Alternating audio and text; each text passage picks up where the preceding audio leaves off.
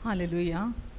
आइए हम सब प्रार्थना करते हैं। हमारे प्रेमी स्वर्गीय अनुग्रहकारी अच्छे और भले पिता, आपको धन्यवाद देते हैं परमेश्वर, आज के सुंदर दिन के लिए, सुंदर समय के लिए, सुंदर फेलोशिप के लिए, आपके प्यार के लिए, आपकी उपस्थिति के लिए, सारी बातों के लिए आपको दिल से धन्यवाद देते हैं।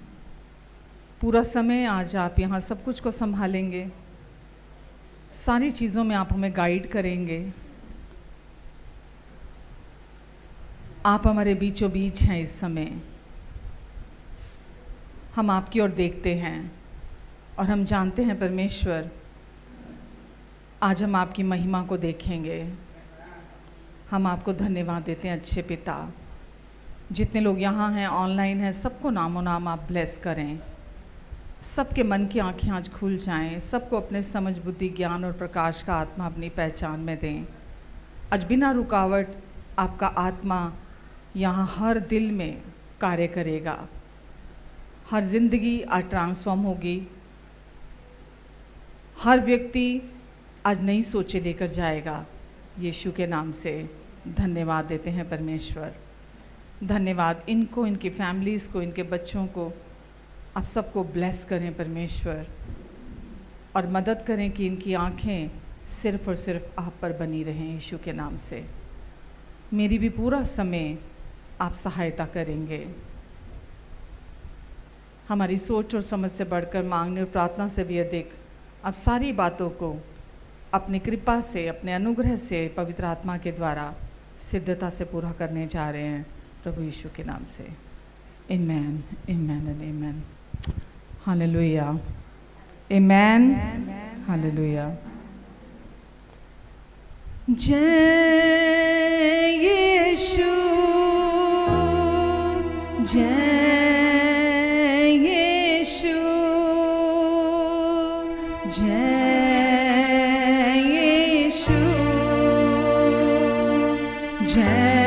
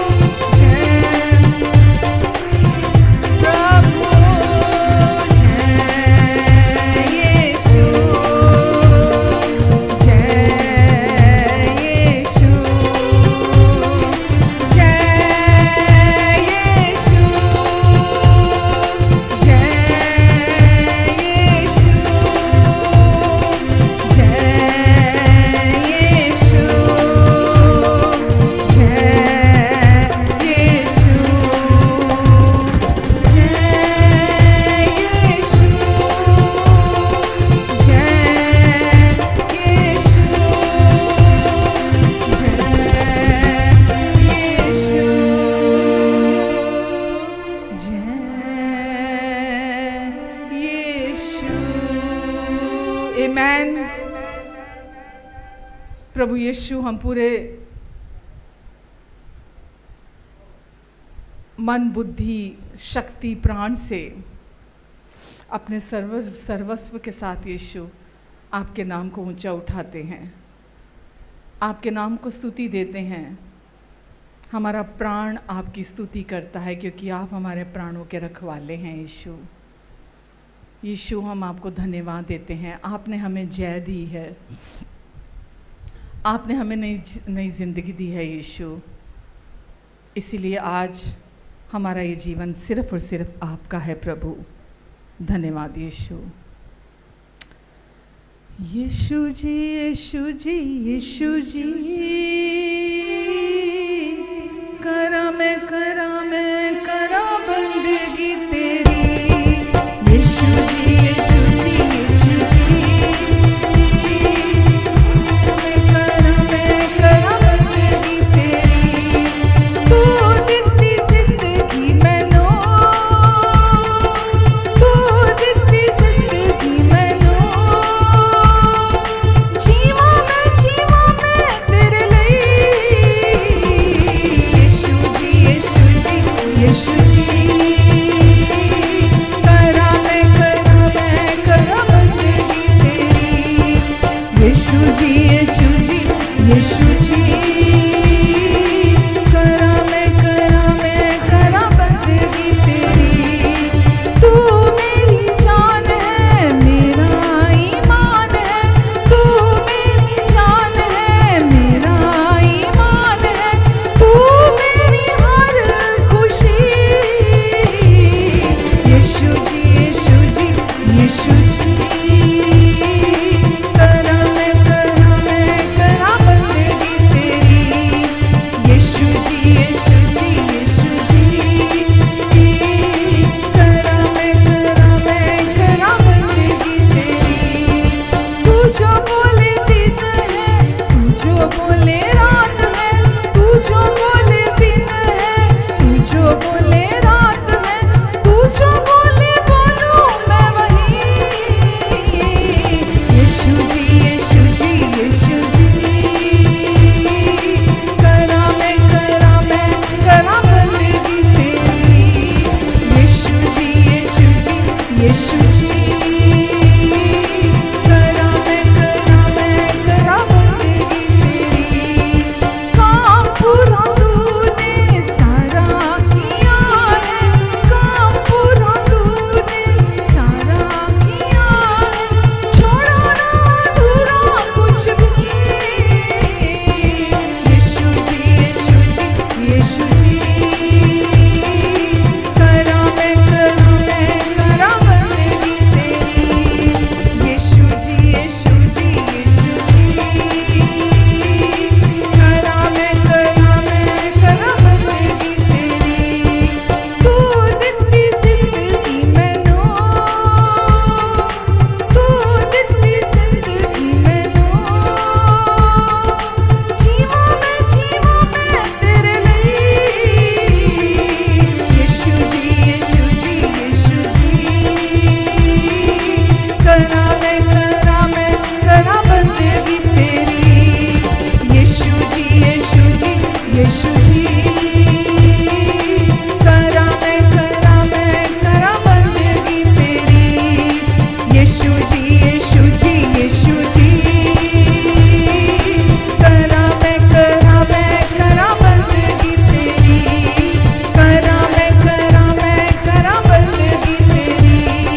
करा मैं करा बंदगी तेरी। करा मैं करा बंदगी तेरी। करा मैं करा बंदगी तेरी। आमीन। काम पूरा तूने सारा किया है, छोड़ा ना अधूरा कुछ भी। अब मेरा काम है धन्यवाद देना, यीशु को स्तुति करना, यीशु की बंदगी करना, क्योंकि यीशु ने हमें नई ज़िंदगी दी, हमारे लिए अपने प्राणों को बलिदान कर दिया ताकि आप और मैं हम जीवन को पालें। आमीन, हालेलुया। जय जय नाम यीशु नाम गाऊं मैं सुबह शाम, जय जय नाम यीशु नाम गाऊं मैं सुबह शाम। बलहीन का सहारा, पापियों का दोस्त है तू, यीशु तू है कितना प्यारा, शब्द ना कैसे बताऊं। बलहीन का सहारा, पापियों का दोस्त है तू, यीशु तू है कितना प्यारा, शब्द ना कैसे बताऊं। जय जय नाम यीशु नाम गाऊं मैं सुबह शाम, जय जय नाम यीशु नाम गाऊं मैं सुबह शाम। तुझ में बना रहूं तो अमृत फल लाऊं मैं, गाऊं तेरी जय सदा तो तुझ सा बन जाऊं मैं। तुझ में बना रहूं तो अमृत फल लाऊं मैं, गाऊं तेरी जय सदा तो तुझ सा बन जाऊं मैं। जय जय नाम यीशु नाम गाऊं मैं सुबह शाम, जय जय नाम यीशु नाम गाऊं मैं सुबह शाम। तू ही है जो मुझको बुलाता, देता है जीवन जल, तेरी शक्ति पाऊं सदा और योजनाएं सफल हो जाए। तू ही है जो मुझको बुलाता, देता है जीवन जल, तेरी शक्ति पाऊं सदा और योजनाएं सफल हो जाए। जय जय नाम यीशु नाम गाऊं मैं सुबह शाम, जय जय नाम यीशु नाम सुबह शाम।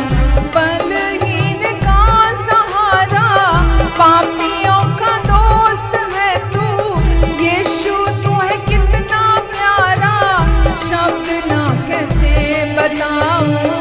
बलहीन का सहारा, पापियों का दोस्त है तू, यीशु तू है कितना प्यारा, शब्द ना कैसे बताऊं। जय जय नाम यीशु नाम गाऊं मैं सुबह शाम, जय जय नाम यीशु नाम गाऊं मैं सुबह शाम।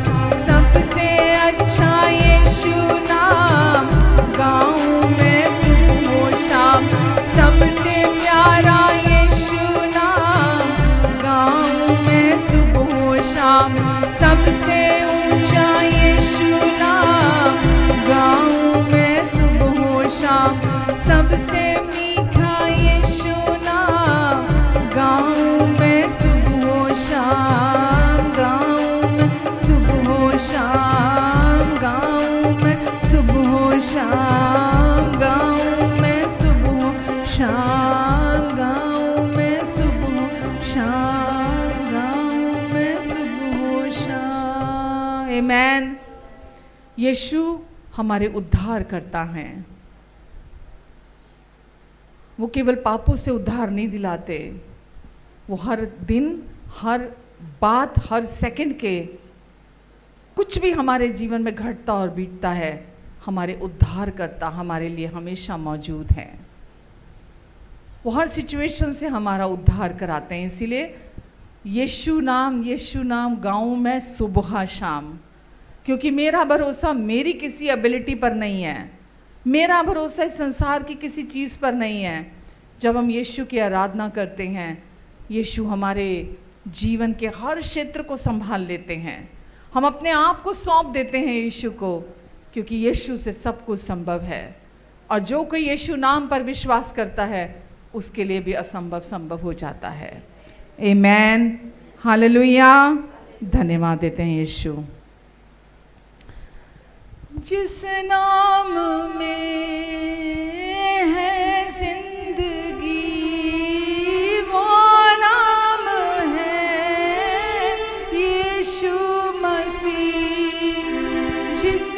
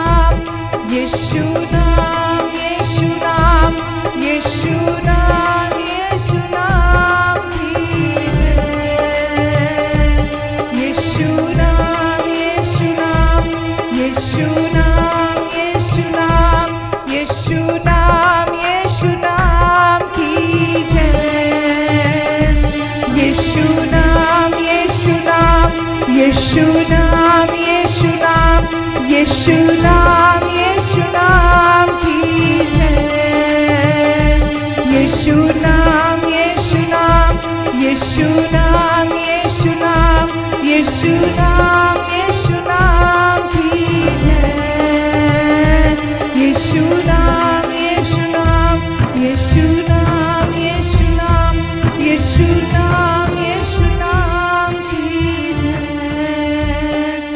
यीशु नाम, यीशु नाम। आमेन। यीशु के नाम में सब कुछ है। जब आप यीशु के नाम को ऊंचा उठाते हैं, सारा प्रोविज़न आप तक पहुंचता है, क्योंकि आप चिंता नहीं करते, आप उस समय डरते नहीं हैं। आपका भरोसा अपने ऊपर नहीं होता, आपका भरोसा यीशु नाम पर होता है। यीशु ही परमेश्वर का अनुग्रह है, वो अनुग्रह की सच्चाई है। जब आप अनुग्रह की तरफ देखते हैं तो विश्वास एफर्टलेसली काम करता है। जो कुछ भी परमेश्वर ने हमारे लिए पूरा कर दिया, हम उसे विश्वास से अपने लिए रिसीव करते हैं।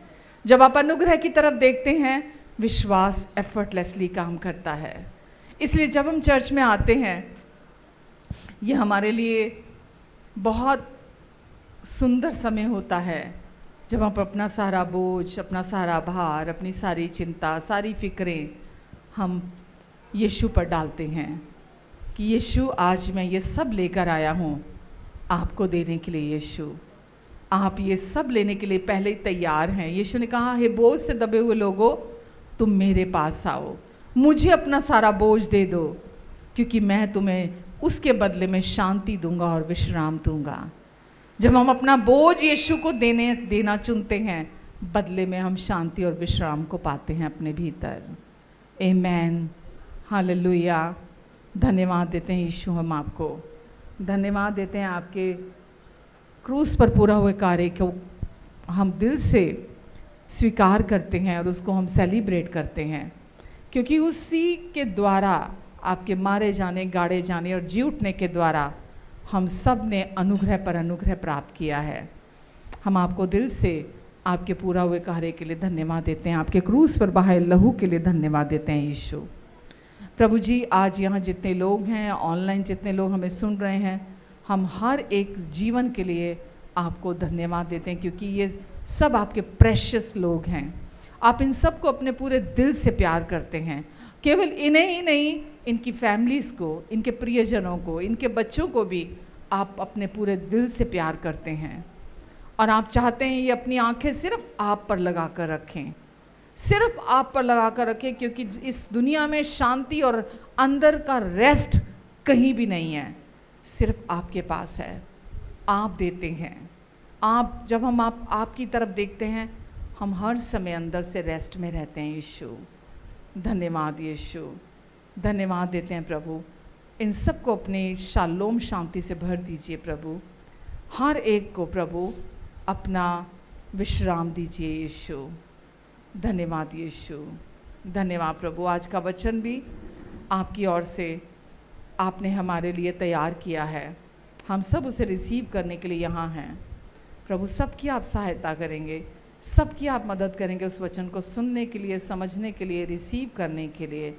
आज का वचन सबके अंदर गहराई से जड़ पकड़ेगा प्रभु, और आज ही यहाँ से नई सोचें लेकर जाएंगे यीशु के नाम से। आमेन, आमेन एंड आमेन। कैसे हैं सब? आमेन। गर्मी बहुत है? अभी तो ठीक है, फिर भी बेटर, इतना ख़राब हाल नहीं है, अभी तो ठीक है। अच्छा होगी। मैं भी बाहर से ही आई हूँ।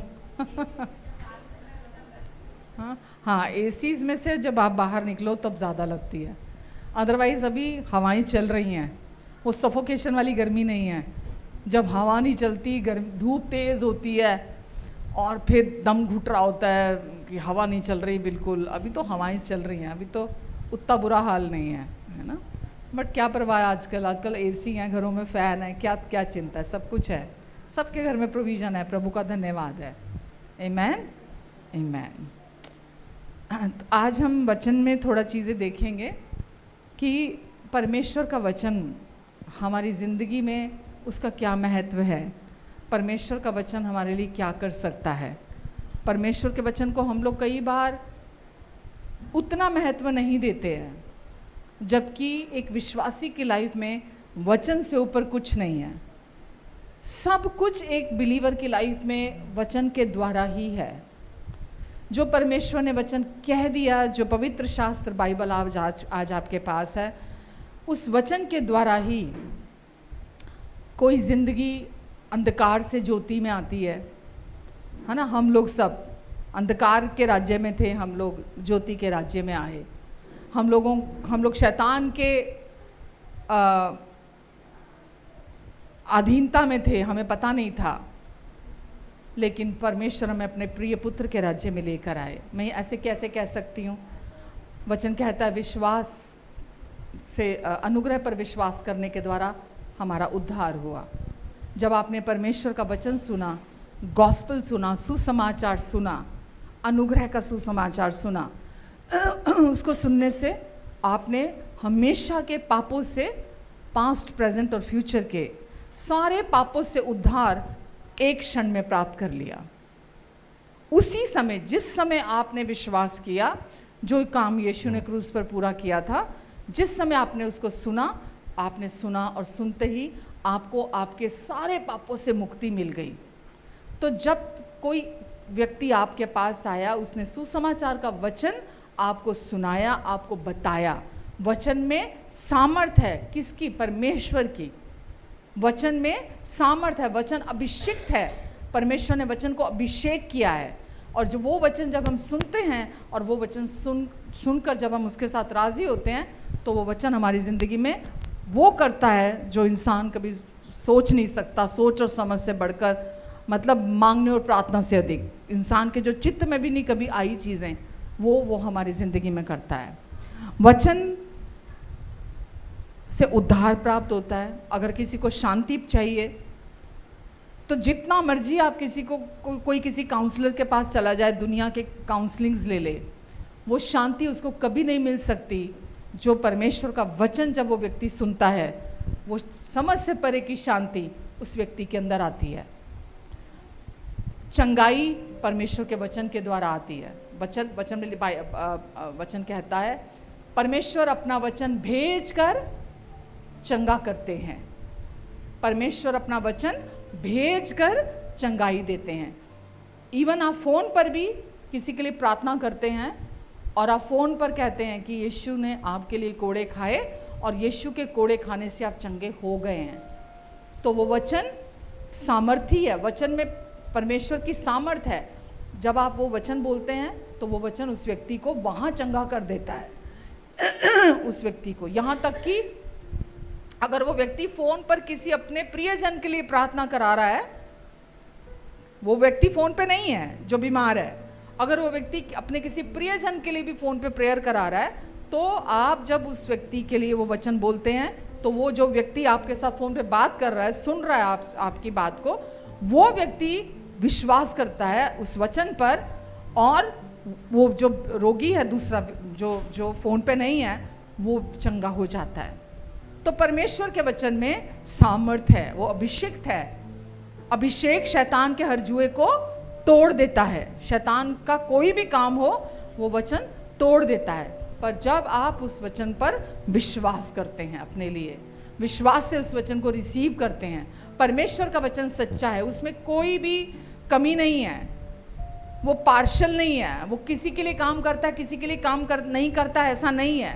परमेश्वर का वचन, एक बच्चा भी अगर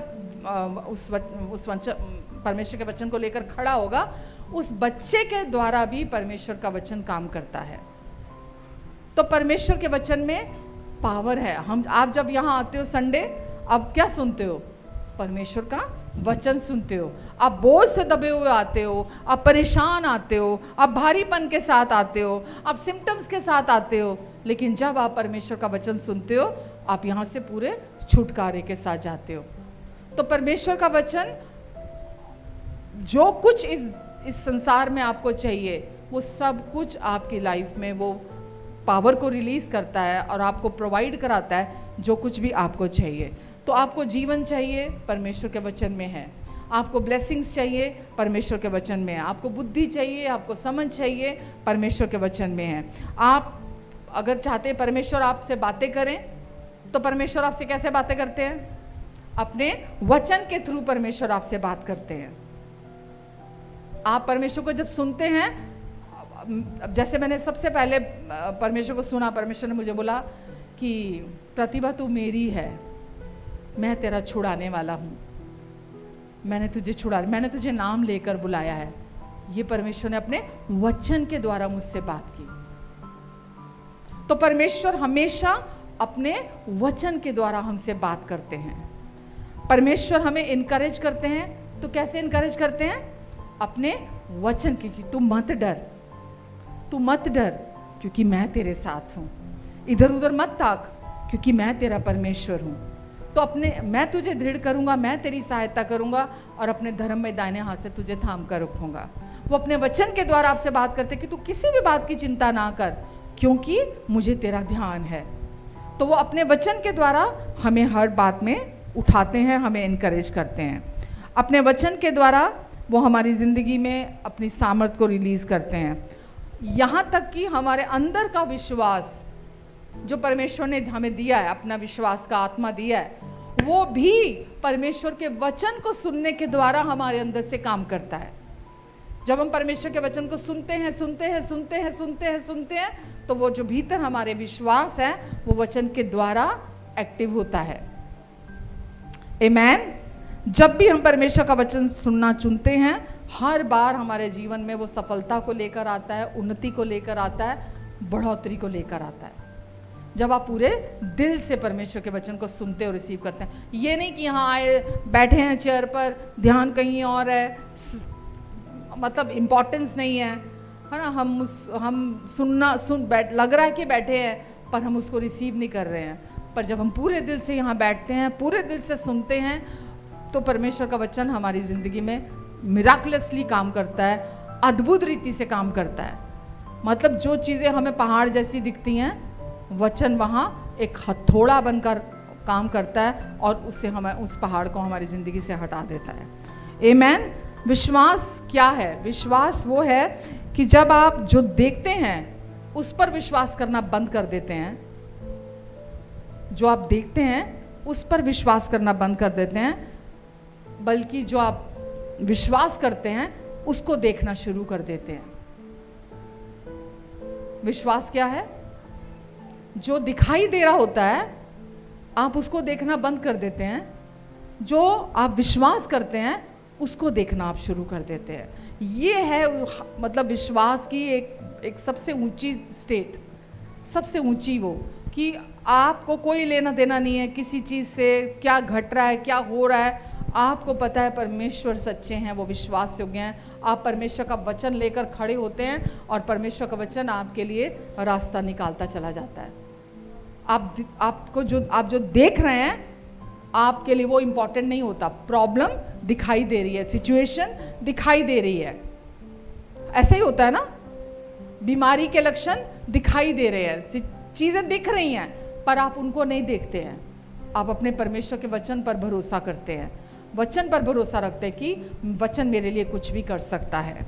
आमीन। इसलिए परमेश्वर का वचन हमें 2 कुरिन्थियों 5:7 में लिखा है, 2 Corinthians 5:7,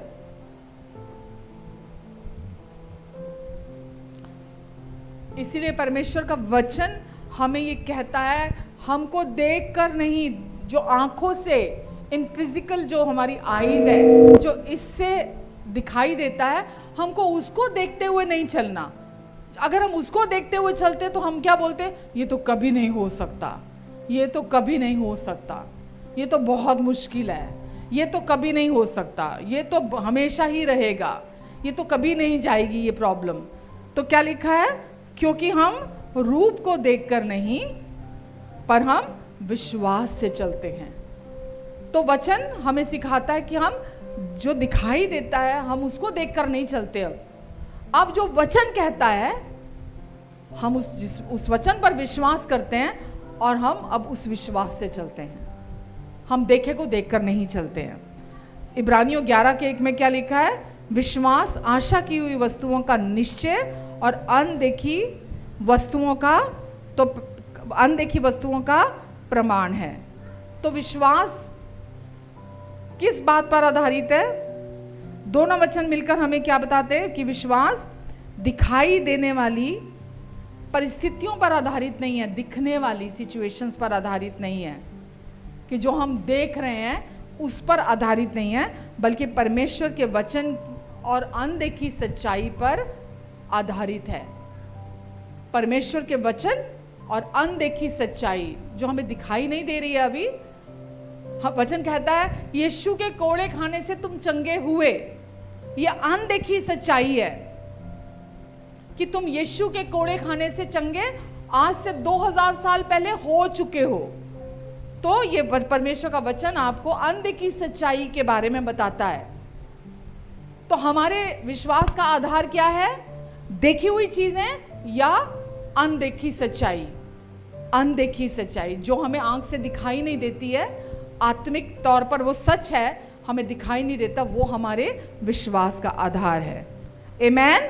तो इसलिए परिस्थितियां चाहे कुछ भी कह रही हो, वो परमेश्वर की इच्छा के बिल्कुल विपरीत हो, बिल्कुल वैसी ना हो, फिर भी हम चुनते हैं, क्या चुनते हैं हम? परमेश्वर का वचन। परमेश्वर के वचन पर को अपने जीवन में लेना, उस पर विश्वास करना। जब हम उसको चुनते हैं, परमेश्वर के वचन को, उनके वायदों को, तो परमेश्वर हमें नया दृष्टिकोण देते हैं, हमारा परसेप्शन चेंज हो जाता है। सबसे बड़ी जो हमारी जिंदगी में ज़रूरत है वो दृष्टिकोण की है। हमारा परसेप्शन पूरी तरह से प्राकृतिक को जैसे हम देखते थे, नेचुरल वर्ल्ड को हम जैसा देखते थे, फिर हमारा परसेप्शन वैसा नहीं रहता जब हम परमेश्वर के वचन को अपनी ज़िंदगी का आधार बनाते हैं। ठीक है?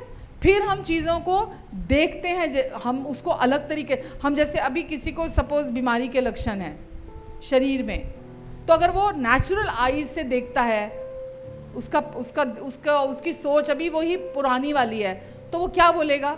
किसी ने प्रार्थना करी उसके लिए तो वो क्या बोले? नहीं नहीं अभी तो दर्द है, नहीं नहीं अभी तो सिम्टम है, नहीं नहीं अभी तो ये गया नहीं है। लेकिन जैसे कोई प्रार्थना करता है तो वो व्यक्ति, अगर उसका परसेप्शन, उसने वचन को रिसीव किया है और परमेश्वर के अनदेखी सच्चाई को अपनी लाइफ की फाउंडेशन बना के रखा है, तो वो व्यक्ति क्या बोलेगा?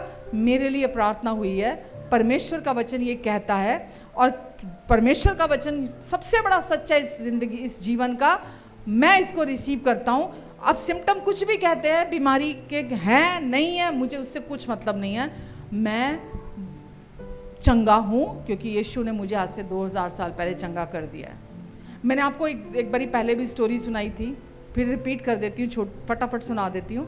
एक लेडी को मुंह में कैंसर था और उसके मुंह से हर टाइम पस और खून बहता रहता था, उसका पूरा यहाँ कैंसर फैला हुआ था। तो वो चर्च जाती है और चर्च जाके पास्टर से प्रेयर कराती है, पास्टर उसके लिए प्रेयर करता है और वो औरत प्रेयर के बाद घर चली जाती है। और अब फिर नेक्स्ट संडे वो आती है तो गवाही का टाइम आता है और वहाँ पास्टर बोलता है किसी के पास गवाही है तो प्लीज़ सामने आ जाइए, सामने आके गवाही दे सकते हैं। वो औरत बड़ी खुशी के साथ, आनंद के साथ उठकर सामने आती है और गवाही देती है कि पिछले हफ्ते मैं चर्च आई थी और मेरा ये मुंह में कैंसर था और परमेश्वर के जन ने, पास्टर ने मेरे लिए प्रेयर करी और मेरा कैंसर बिल्कुल ठीक हो गया। जबकि अभी उसमें से पस और खून आ रहा था, वो पूरी चंगी नहीं हुई थी। पास्टर ने देखा कि ये औरत कितनी झूठी है और ये कैसी झूठी गवाही दे रही है, ये तो बहुत गलत कर रही है ऐसा। तो वो औरत गवाही देकर चली गई, कुछ पर कहा नहीं उस दिन। अगले संडे फिर गवाही का टाइम आया, वो फिर खड़ी हुई, फिर खड़ी होकर उसने बोला कि परमेश्वर ने मेरे को चंगा कर दिया है, मुझे कैंसर था, परमेश्वर ने मुझे कैंसर से हील कर दिया है। फिर पास्टर ने, ऐसे 2 हफ्ते 3 हफ्ते निकले, फिर पास्टर ने बोला ये तो हर हफ्ते खड़ी होती है और इसका वैसे ही खून और पस आ रहा है, अब मैं इसको ज़रूर टोकूंगा, अब मैं इसको ज़रूर बोलूँगा। पास्टर ने उसको रोक के टोका और बोला उसको कि तू हर बार खड़ी होती है, झूठी गवाही देती है, जबकि कहाँ तू हील कहाँ हुई है, चंगी कहाँ हुई है तू, अभी भी तेरे जख्म से पूरा खून आ रहा है, पस आ रही है तेरे उससे। तो वो हंसते हुए पास्टर को बोलती है, पास्टर जी प्रेयर आपने की थी मेरे ऊपर, आपको विश्वास नहीं होगा पर मुझे पता है मेरे यीशु ने मुझे चंगा कर दिया है। आमेन। वो क्या कर रही थी? ताली नहीं बजाओगे परमेश्वर के लिए? वो क्या कर रही थी? अपने विश्वास को एक्सरसाइज कर रही थी। उसने उसी समय, जिस टाइम पास्टर ने प्रेयर करी, उसने उसी टाइम उस हीलिंग को रिसीव किया। उसने नहीं देखा, विश्वास देखे को नहीं, अनदेखे सच्चाई को देखते हुए चलता है। उसने परवाह नहीं करी कि खून आ रहा है, वो आ रहा है। उसने बोला मुझे नहीं पता, क्योंकि बहुत बार लोग एक प्रेयर पे विश्वास नहीं करते, वो बोलते किसी और पास्टर से जाके कराते हैं, फिर किसी और पास्टर से जाके कराते हैं, फिर किसी और कोई प्रॉफिट आ गया, चलो उस पे भी जाके कराते हैं। अरे उस किसके, कितने लोगों के पास जाके करा लो आप प्रेयर, आपके अंदर के विश्वास ने काम करना है। यीशु ने कई बार बोला ना, जा स्त्री, जा पुत्र, तेरे विश्वास ने तुझे चंगा कर दिया है। तो विश्वास देखे को नहीं, अनदेखी सच्चाई को देखते हुए चलता है। और फिर क्या हुआ, वो लेडी उसके बाद जब चर्च में आती रही, लोगों ने देखा उसका सारा जख्म सूख गया, पस आनी बंद हो गई, खून आना बंद हो गया। जब यीशु ने उस वृक्ष को कर्स किया था, तो वो सेम टाइम ऊपर से सूख नहीं गया था। श्राप दिया था ना कि उसके ऊपर सिर्फ पत्ते पत्ते दिख रहे थे, उस पर भूख लगी थी तो उस पर फल खाने गए थे, तो उस पर फल नहीं थे। तो यीशु ने बोला आज के बाद तेरे ऊपर कोई फल नहीं आएगा, तू जड़ से सूख जा, है ना। उसको कर्स किया था यीशु ने, तो वो सेम टाइम नहीं सूख गया था, वो जड़ से सूखा था पहले। जब यीशु ने कर्स किया, उसको श्राप दिया, तो उसकी जड़ों में पहले जीवन खत्म हुआ। ऊपर से वो अभी भी दिखाई दे रहा था हरा भरा, लेकिन क्या हुआ, जब जड़ को कर्स कर दिया, जब जड़ में जीवन खत्म हो गया, तो फिर धीरे धीरे ऊपर जीवन बहना खत्म हो गया ना, उसको लाइफ मिलनी बंद हो गई। ऐसे ही जब किसी भी प्रॉब्लम के लिए आप प्रेयर कराते हो, जड़ में उसी समय काम हो जाता है। प्रॉब्लम कहाँ है? जड़ में है। जड़ में पहले मतलब काम होना जरूरी है। जब वहां काम हो जाता है तो बाद में धीरे धीरे सिम्टम भी आने बंद हो जाते हैं, वो खत्म हो जाते हैं, वो बीमारी के सिम्टम वहां नहीं रहते हैं। तो विश्वास देखे को नहीं, अनदेखे हुए को देखते हुए चलता है। ठीक है, जो यीशु ने पहले ही पूरा कर दिया, उस अनदेखी सच्चाई पर विश्वास करना कि वो सच है। जो मैं ये आंखों से देख रहा हूं, जो मैं आंखों से देख रही हूं, ये सच नहीं है। जो यीशु ने क्रूस पर पूरा कर दिया, जो परमेश्वर का वचन कहता है मेरे लिए, वो सबसे बड़ी सच्चाई है। जब आप उसको लेकर खड़े होते हैं तो फिर परिणाम परमेश्वर वाले आते हैं। आमेन। परमेश्वर का वचन कभी नहीं बदलता, इसलिए आप हमेशा वचन में उनके किए हुए वादों पर विश्वास कर सकते हैं। दूसरा तिमुथी 3:16-17, 2 तिमुथी 3:16-17।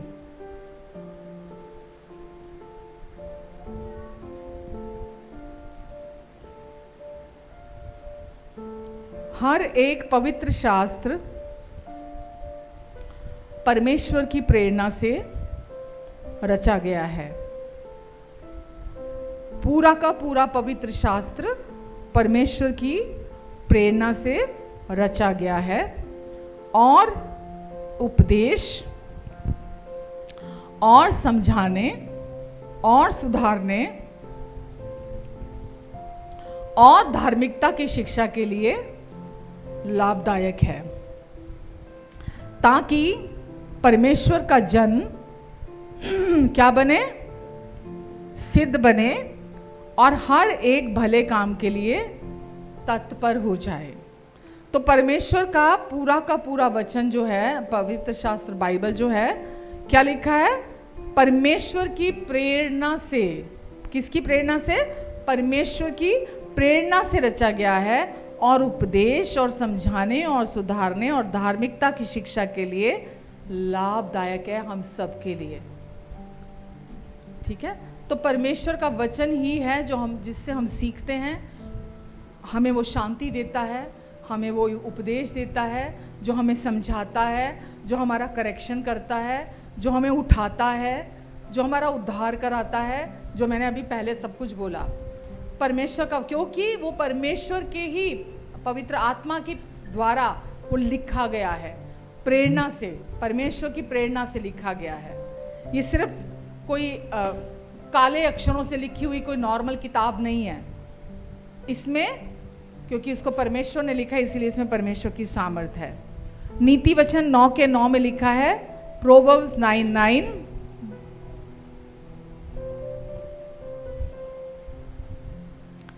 बुद्धिमान को, नीति वचन 9:9, बुद्धिमान को शिक्षा दे तो वह और भी बुद्धिमान होगा, धर्मी को सिखा तो उसकी विद्या बढ़ेगी।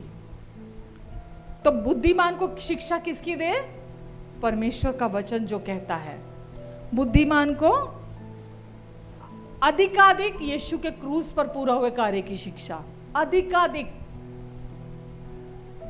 किसको? बेवकूफ को नहीं, क्योंकि बेवकूफ को तो अपनी समझ बड़ी लगती है। एक जगह वचन में लिखा है, बुद्धिमान को समझा तो वो और भी बुद्धिमान हो जाएगा। बेवकूफ को मत समझाना, क्योंकि वो तुमको भी उसमें गिन लेगा जो वो खुद है, वो तुम्हें भी बेवकूफ समझेगा। बुद्धिमान को, परमेश्वर का वचन बुद्धिमान को और भी बुद्धिमान बनाता है। जो बुद्धिमान है वो परमेश्वर के वचन को सबसे ऊंचा स्थान अपनी जिंदगी में देता है। मूर्ख मूढ़ होता है, मूर्ख घमंडी होता है।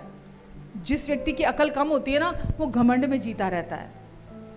बुद्धिमान व्यक्ति विनम्र व्यक्ति होता है, वो हम्बल व्यक्ति होता है जो बुद्धिमान होता है, और वो अपने जीवन में सबसे पहला स्थान परमेश्वर के वचन को देता है। उसके लिए परमेश्वर के वचन से ऊपर कुछ नहीं है।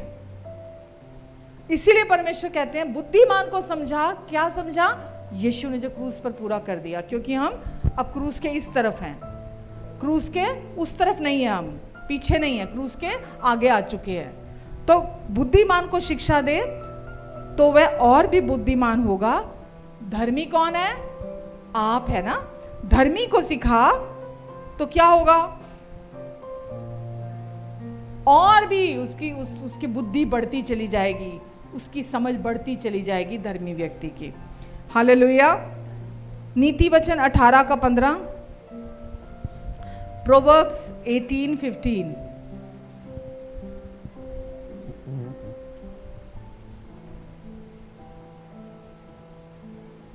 नीति वचन 18:15, समझ रखने वाला मन ज्ञान प्राप्त करता है। जो समझदार होता है वो क्या करता है? ज्ञान प्राप्त करता है। कौन सा ज्ञान? दुनिया का नहीं लिखा यहाँ पे, परमेश्वर की समझ, परमेश्वर का ज्ञान। और बुद्धिमान के कान परमेश्वर के ज्ञान की खोज में लगे रहते हैं कि परमेश्वर का वचन क्या कहता है। उसके कान कहीं और नहीं लगे रहते, उसके कान हर समय परमेश्वर के ज्ञान पर लगे रहते कि परमेश्वर कितने अच्छे पिता हैं, है ना, वो मेरे लिए क्या सोचते हैं, उनके वो उनकी दृष्टि में मैं कैसा हूँ, है ना, उन्होंने मेरे लिए क्या पूरा कर दिया क्रूस पर। वो हर टाइम उसके कान दुनियावी एंटरटेनमेंट पर नहीं लगे रहते, दुनियावी चीज़ों पर नहीं लगे रहते। हर टाइम उसके कान, मैंने बोला, कई बार बोलती हूँ ना चर्च में, इवन आप फिल्मी गाना भी कहीं चल रहा होगा ना, आप फिल्मी गाने को भी फिल्मी गाने की तरह नहीं सुनोगे, आप परमेश्वर के प्यार को, अब उसके अंदर भी परमेश्वर के प्यार को आप महसूस करते हो कि परमेश्वर मुझे ऐसा प्यार करते हैं। तो जो व्यक्ति बुद्धिमान है वो हर टाइम परमेश्वर की नॉलेज, कि मुझे और कोई नॉलेज नहीं, मुझे परमेश्वर की नॉलेज की खोज करनी है, परमेश्वर के बारे में मुझे और जानना है। बेवकूफ नहीं, बेवकूफ को तो संसार का ज्ञान ही चाहिए हर टाइम। बेवकूफ कहता है मुझे तो बस और कुछ नहीं, मुझे तो संसार का ज्ञान चाहिए, मुझे तो संसार में जब मैं घूमूं फिरूं, लोगों में बैठूं, तो बस मेरी वाहवाही होनी चाहिए और लोगों को लगना चाहिए इसको कुछ पता है। जबकि आपको पता है पतरस के बारे में लिखा हुआ था प्रेरितों में, पतरस अनपढ़ था। क्या था? अनपढ़ था, बट वो क्योंकि यीशु के साथ रहा, वो यीशु के क्रूस को जानता था, है ना, उसने अपना जीवन पूरा का पूरा, जैसे अभी हमने पढ़ा, बुद्धिमान के कान ज्ञान की खोज में रहते हैं। अब वो उसको कोई मतलब नहीं था मैं अनपढ़ हूँ, मैं पढ़ा लिखा हूँ, मेरे पास कुछ है, मेरे पास कुछ नहीं है। वो सिर्फ क्रूस की बात, क्रूस को ही जानता था और क्रूस को प्रचार कर रहा था। पापों की क्षमा को जानता था, पापों की क्षमा का प्रचार कर रहा था वो, है ना, वचन में तो लिखा है ना ये सब कुछ, तो वो उसी का प्रचार कर रहा था। तो लोगों ने जब पतरस को प्रचार करते हुए देखा, उन्होंने बोला इतनी ज्ञान की बातें, इतनी समझ की बातें ये कैसे जानता है। पतरस जैसे मुंह खोल रहा था, प्रचार कर रहा था वहां पर लोगों के बीच में, भीड़ के सामने, लोगों के मुंह खुले के खुले रह गए, क्योंकि लोग उसको बचपन से जानते थे कि वो एक मछुआरा था, अनपढ़ था। और लोगों ने जब उसको सुना, लोग हैरान रह गए कि ऐसी गूढ़ी गहरी बातें ये कैसे बोल रहा है। समझ रहे हैं आप जितना मर्जी ज्ञान इकट्ठा कर लो दुनिया का, आपसे ज्यादा ज्ञानी लाखों पड़े हैं, कहीं ना कहीं फंस जाओगे। अगर आपका भरोसा अपने ज्ञान पर है ना, तो कहीं ऐसी जगह आपको लगेगा मेरे को तो पॉलिटिक्स का भी पता होना चाहिए, मेरे को तो शेयर मार्केट का भी पता होना चाहिए, मेरे को तो ये मतलब एक मतलब हर फील्ड का मुझे पता होना चाहिए। मुझ कोई मेरे साथ बैठे तो अरे आपसे ऊपर, उससे ऊपर बहुत ज्ञानी बैठे हुए हैं। कितना ज्ञान इकट्ठा कर लोगे आप, और वो ज्ञान आपकी कोई मदद नहीं करेगा। जब सिचुएशन आती है ना, वो ज्ञान आपकी कोई मदद नहीं करता।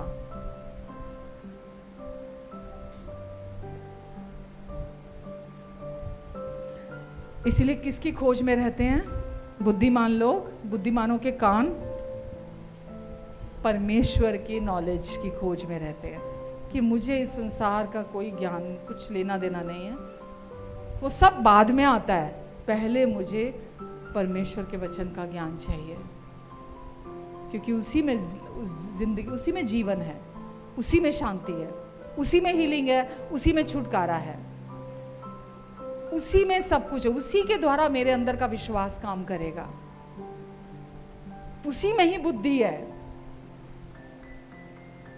एक जगह लिखा है परमेश्वर का वचन भोले लोगों को समझ प्रदान करता है। मैंने वर्ड्स ये नोट नहीं करी। परमेश्वर का वचन भोले लोगों को समझदार बनाता है।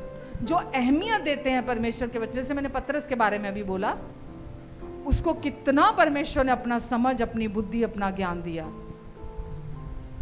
आमेन।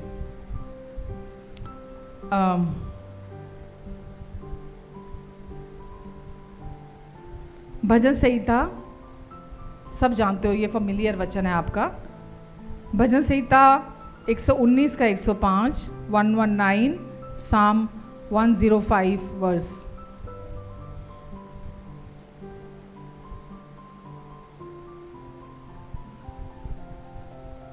एक बुद्धिमान व्यक्ति, यहां मैं एक बात पहले बोल दूं, एक बुद्धिमान व्यक्ति जो यीशु ने क्रूस पर उससे पहचान दी है ना, उसको और अधिक अपनी आइडेंटिटी जो है, जो यीशु के द्वारा मिली है, उसको और अधिक जानना चाहता है। जब तक आप अपनी आइडेंटिटी को नहीं जानते ना, जो अभी आपको परमेश्वर ने यीशु के क्रूस के द्वारा दे दी, आपकी नई पहचान, आप उसको जाना। एक जगह जहां लिखा है मत्ती 6 में कि सबसे अधिक तुम परमेश्वर के राज्य और उसकी धार्मिकता की खोज करो। ठीक है, तो धार्मिकता क्या है? आपकी आइडेंटिटी। तो परमेश्वर कहते हैं कि सबसे अधिक किसकी खोज करो? अपनी आइडेंटिटी की, राइचियसनेस की, अपनी धार्मिकता की खोज करो। तो बुद्धिमान व्यक्ति किसकी खोज करता है? सबसे अधिक अपनी आइडेंटिटी की, अपनी पहचान की, जो परमेश्वर ने उसे बना दिया है। तो अधिकाधिक अपना टाइम किस में डिवोट करता है? अपनी आइडेंटिटी को जानने में, अपनी पहचान को समझने में। बुद्धिमान व्यक्ति उसमें अपना टाइम लगाता है। समझ रहे हैं आप? दुनिया की तरह नहीं है हम कि हम अपना सारा मतलब लोग, एक बार कोई बोल रहे थे, मुझे बहुत हंसी आई, एक प्रचारक ही बोल रहे थे, कहते मेरे को बड़ी हैरानी होती है, लोगों को सड़क के किनारे खड़े होंगे, घंटों खड़े रहते हैं और आने जाने वाले लोगों को देखते रहते हैं और अपने टाइम ऐसे घंटों खराब कर देते हैं। सिर्फ लोगों को आते जाते देखते रहेंगे और अच्छा ये काला है, अच्छा ये मोटा है, अच्छा ये गोरा है, अच्छा देख इसने कपड़े कैसे पहने हैं, ओ देख इसके बाल कैसे कटे हुए हैं, देखना ये कैसा है, अरे ये मुझे गरीब लग रहा है, ये मुझे अमीर लग रहा है, ये इंसान ऐसा लग रहा है, ये वो कहते घंटों घंटों सड़क पे ऐसे ही खड़े रहेंगे और लोगों को देखते रहेंगे, अपना टाइम ऐसे ही खराब करते रहेंगे। लेकिन बुद्धिमान व्यक्ति ऐसा नहीं करता। बुद्धिमान व्यक्ति अपनी आइडेंटिटी को सबसे अधिक, परमेश्वर ने बोला तू क्या कर, परमेश्वर की धार्मिकता की खोज कर, सबसे अधिक। मत्ती 6:33 में लिखा है सबसे अधिक तो परमेश्वर के राज्य और परमेश्वर की धार्मिकता। आज कौन हो आप? हो परमेश्वर की धार्मिकता, आप हो, you are the righteousness of God in Christ Jesus, आप हो, और यही आपकी आइडेंटिटी है। इसकी खोज करो, क्योंकि वचन आपको ऐसा करने के लिए कह रहा है। वचन कह रहा है कि आप मैक्सिमम टाइम जानो अपने आप को कि मैं अब कौन बना दिया गया हूं, अपनी नई पहचान के बारे में जानो। क्योंकि बुद्धिमान व्यक्ति, अभी जो शिक्षा क्या पढ़ा था अभी हमने ऊपर, बुद्धिमान को शिक्षा दे तो वो और भी बुद्धिमान होगा। आप बुद्धिमान हैं, मैं आपको शिक्षा दे रही हूं, और अगर आप इस शिक्षा को ले लेते हो, मैं आपको बोल रही हूं अपनी आइडेंटिटी को और जानो, अपनी नई पहचान को और समझो। बुद्धिमान को शिक्षा दे तो वो और भी बुद्धिमान होगा, धर्मी को सिखा तो उसकी विद्या और भी बढ़ेगी, वो और परमेश्वर के उस नॉलेज में बढ़ेगा जो यीशु ने क्रूस पर काम पूरा कर दिया। आमेन। अभी क्या पढ़ रहे थे? हाँ, तेरा वचन मेरे पांव के लिए दीपक और मेरे मार्ग के लिए उजाला है। इसके अलावा ये बिल्कुल सच्चाई है जो आप पढ़ रहे हो ना, आप इस संसार में जो अंधकार से भरा हुआ है, आप इस अंधकार से भरे हुए दुनिया में रह रहे हो। चारों तरफ अंधकार है, पर धर्मी का प्रकाश दिन के उजाले के समान और अधिक और अधिक और अधिक बढ़ता चला जाता है। कितना भी इस दुनिया में ज्ञान भरा हुआ है, लेकिन ये दिन ब दिन नीचे की तरफ जा रही है दुनिया, पर धर्मी ऊंचा, दिन के उजाले की तरह उजाला और बढ़ता चला जा रहा है। धर्मी का सूर्य ना दिन के उसकी तरह। तो धर्मी क्या बोलता है? परमेश्वर आपका वचन मेरे पांव के लिए दीपक और मेरे रास्तों के लिए रोशनी है, उजाला है, वरना मैं नहीं चल सकता, मैं नहीं चल सकता। और ये आपकी और मेरी जिंदगी की हकीकत है, होनी भी चाहिए कि परमेश्वर के वचन के अलावा हम नहीं चल सकते, क्योंकि परमेश्वर का वचन हमारे पांव के लिए दीपक और हमारे रास्तों के लिए रोशनी है। परमेश्वर हमेशा एक कदम हमें दिखाते हैं, हमेशा एक कदम चलाते हैं, हमेशा एक कदम दिखाते हैं। वो आप बहुत आगे का कभी नहीं दिखाते हमें, हमेशा एक कदम बोलते हैं, आगे बढ़ो, मेरे वचन पर विश्वास करो, एक कदम आगे बढ़ो। फिर वो आप एक कदम जब विश्वास से आगे बढ़ाते हैं, फिर परमेश्वर उसके आगे का दिखाते हैं। फिर आप विश्वास से कदम आगे बढ़ाते हैं, फिर परमेश्वर उसके आगे का दिखाते हैं। यही है विश्वासी का जीवन। विश्वासी विश्वास से जिंदा रहता है। किसको? देखे को नहीं, अनदेखी सच्चाइयों को देखते हुए चलता है विश्वासी। इसीलिए परमेश्वर का वचन हमारे पांवों के लिए दीपक और हमारे रास्तों के लिए रोशनी का काम करता है।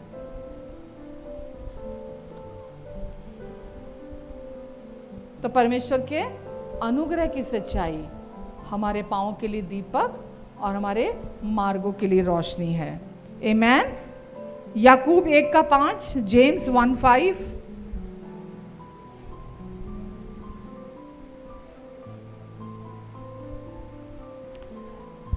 यदि तुम में से किसी को बुद्धि की घटी हो तो परमेश्वर से मांगे, जो बिना उलाहना किए सबको उदारता से देता है और उसे दी जाएगी। आमेन। अब सिर्फ आप ये बोले, परमेश्वर मुझे बुद्धि दो अपनी, परमेश्वर मुझे अपनी बुद्धि दो, परमेश्वर मुझे अपनी बुद्धि दो, और परमेश्वर आपको अपने वचन के द्वारा गाइड कर रहे हैं, आपको अपने वचन के द्वारा डायरेक्ट कर रहे हैं। तेरा वचन मेरे पांवों के लिए दीपक और मेरे मार्गों के लिए उजाला है।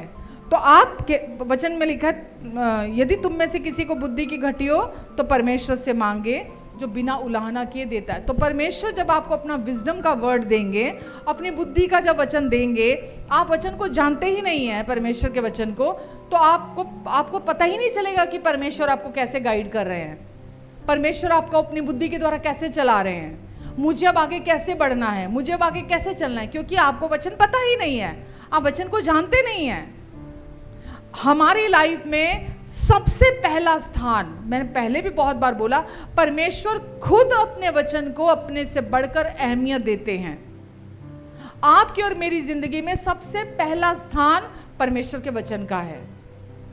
हम सबसे, कोई सिचुएशन हमारे सामने आ जाए, कोई कुछ भी हम चीज आपके सामने आ जाए, आपको पता होना चाहिए परमेश्वर का वचन इसके लिए क्या कहता है, इस सिचुएशन के लिए क्या कहता है, इस चैलेंज के लिए क्या कहता है, ये रिपोर्ट डॉक्टर की आई है, परमेश्वर का वचन क्या कहता है, अगर कोई फाइनेंशियल नीड आई है, परमेश्वर का वचन क्या कहता है, अगर कोई फैमिली प्रॉब्लम आई है तो परमेश्वर का वचन क्या कहता है, अगर कोई आपके ब्रोकन रिलेशनशिप्स हैं, परमेश्वर का वचन वहां के लिए क्या कहता है, आपके बच्चों के आने वाले कल का फ्यूचर है उसके लिए परमेश्वर आपको क्या कहते हैं, आपके बच्चे अगर किसी कोई रास्ता भटक गए हैं या वो कोई गलत संगति में पड़ गए हैं, परमेश्वर का वचन वहां के लिए क्या कहता है। आप कंफ्यूज हैं पूरी तरह से, आपको नहीं समझ में आ रहा आपको क्या करना है, कोई डिसीजन लेना है, परमेश्वर का वचन उस सिचुएशन के लिए क्या कहता है। कोई किसी तरह की कोई दुख है, कोई दर्द है, कोई पीड़ा है, किसी तरह कोई भी आपकी लाइफ में सिचुएशन है, परमेश्वर का वचन उस समय के लिए क्या कहता है। अगर आपको पता है कि परमेश्वर उस सिचुएशन के लिए क्या कहते हैं, तो परमेश्वर उस समय जब आपसे बात करेंगे अपने बुद्धि के वचन से, आप उस बुद्धि के वचन, आप ये नहीं ये नहीं है परमेश्वर, ये नहीं, मैं नहीं करूंगा, नहीं ये सही नहीं है, नहीं ये सही नहीं, आप ये नहीं करते। मूर्ख करता है ऐसा, तभी परमेश्वर बोलते मूर्ख को मत समझा, क्योंकि मूर्ख को समझाने से कोई फायदा नहीं है। बुद्धिमान को समझा तो वो और भी बुद्धिमान हो जाएगा, क्योंकि बुद्धिमान परमेश्वर के वचन के साथ राजी होगा। मूर्ख मूढ़ता करेगा, वो घमंड के साथ अपनी उन चीजों को पकड़ के रखे, वो छोड़ेगा नहीं अपनी उन चीजों को, इसलिए उसको मत समझा। धर्मी को सिखा तो वो और भी विद्वान हो जाएगा। तो आपको जब सिचुएशन आती है, आपको ये पता होना चाहिए कि वचन में जब लिखा है कि मुझे आत्मिक सच्चाई को अपने जीवन का आधार बनाना है, परमेश्वर का वचन सबसे बड़ी आत्मिक सच्चाई है, अनदेखी सच्चाई है, वो मेरी जिंदगी की फाउंडेशन है, वो मेरी जिंदगी का आधार है। मुझे उस पर अपनी आंखें लगाकर रखनी है। जो कुछ भी इस वर्ल्ड में मैं देख रहा हूं, या जो कुछ भी मैं खुद अनुभव कर रहा हूं, एक्सपीरियंस कर रहा हूं, मुझे उस पर अपनी आंखें नहीं लगानी है, उसको अपने अंदर रूट नहीं देनी है, उसको अपने अंदर जड़ पकड़ने नहीं देना। मुझे जो परमेश्वर का वचन कहता है उसको अपने अंदर जड़ पकड़ानी है, वो मेरे अंदर रूट पकड़े, वो मेरे अंदर जड़ पकड़े, जो परमेश्वर की अनदेखी सच्चाइयां हैं। आप समझ रहे हैं? बेकार की फालतू की बातें हमारे अंदर जड़ ना पकड़े, परमेश्वर की अनदेखी सच्चाइयां हमारे अंदर जड़ पकड़े। तो सारे वचन हमें क्या बताते हैं कि परमेश्वर का वचन हमें सिखाने, हमें हमारा मार्गदर्शन करने के लिए और हमें जीवन में आगे बढ़ने के लिए सिखाता है, हमारी मदद करता है। और वचन कौन सा सुनना है हमें, आपको और मुझे?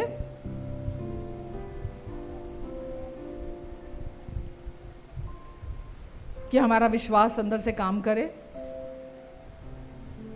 रोमियो 10:17, विश्वास सुनने से आता है और सुनना मसीह के वचन से होता है।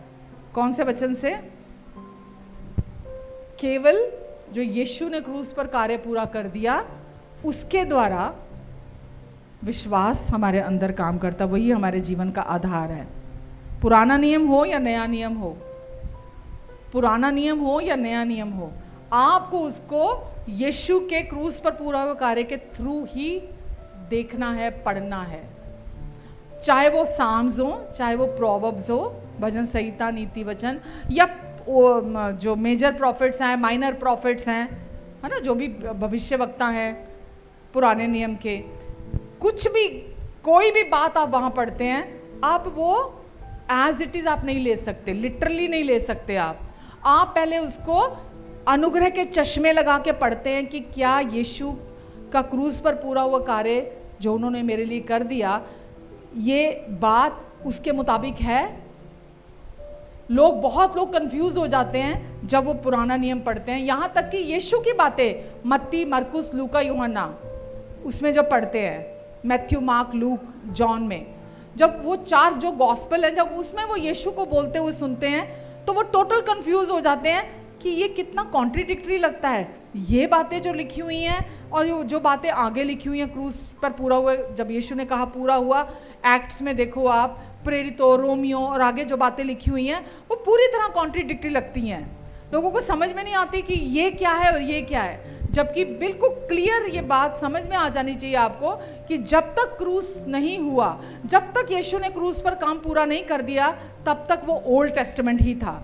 मत्ती, मरकुस, लूका, यूहन्ना भी ओल्ड टेस्टामेंट था, वो पुराना नियम था।